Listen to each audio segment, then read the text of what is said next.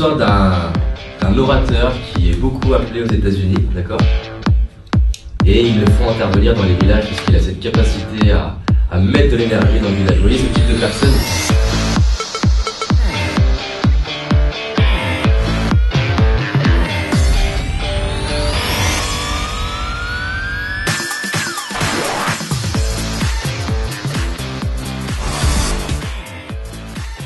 Qui a une vraie capacité à parler en public et à motiver les foules.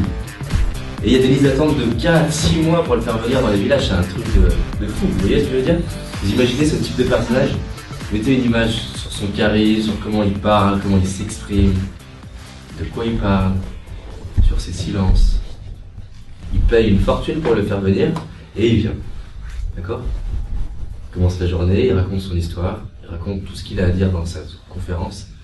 Les enfants se mettent à pleurer, les femmes se mettent à pleurer, les hommes se mettent à pleurer, et il y a tout le village qui en pleure, mais des belles larmes.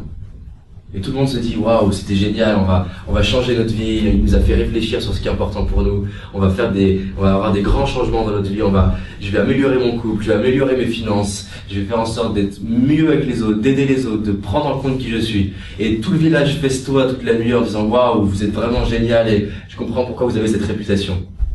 Vous imaginez ce type d'ambiance? Tout le monde a envie de changer, tout le monde a envie d'aider son prochain, c'est génial.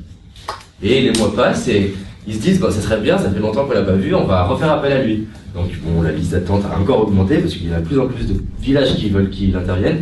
Ils attendent 6 mois et il revient et ils organisent la journée. Il y a tout le village qui est là, même les autres villages d'à côté qui sont venus écouter. Vous imaginez, il y a 10 000 personnes qui est là devant lui pour l'écouter et il raconte son histoire. Vous imaginez son charisme toujours, d'accord? Les enfants se mettent à pleurer, les femmes se mettent à pleurer, rire aussi d'ailleurs, les hommes se mettent à pleurer. Mais il y a quand même quelque chose, ils se disent, mais l'histoire, c'est la même. Il nous raconte exactement mot pour mot la même chose. Bon, malgré tout, c'est toujours aussi puissant, donc du coup, tout le village festoie en se disant, waouh, on va vraiment changer nos vies, on va mettre tout ça en pratique, ça va être incroyable, le village on va valoriser l'image du village, on va valoriser nos familles, on va aider son prochain, on va construire nos vies, on va améliorer nos finances, on va faire des belles choses, on va rassembler. Vous êtes d'accord? Tout le monde est autour de ça. Et tout le monde festoie et c'est génial. Vous me suivez jusque-là? Et quelques 5-6 mois, même 1 an plus tard, ils se disent, bon, on va le refaire intervenir. Et là, il intervient, il reprépare, il y a encore plus de monde, peut-être 40 000 personnes cette fois. Et il recommence son histoire, les enfants se mettent à pleurer, les femmes commencent à regarder en disant, mais c'est encore les mêmes histoires. Et les hommes regardent et commencent à croiser les bras en étant même énervés. Le chef du village, le maire du village, il est vraiment énervé en disant, mais attends, on paye une fortune et il nous ressort la même chose, quoi. Il ferait mieux de nous mettre un écran télé et pas d'être là, quoi.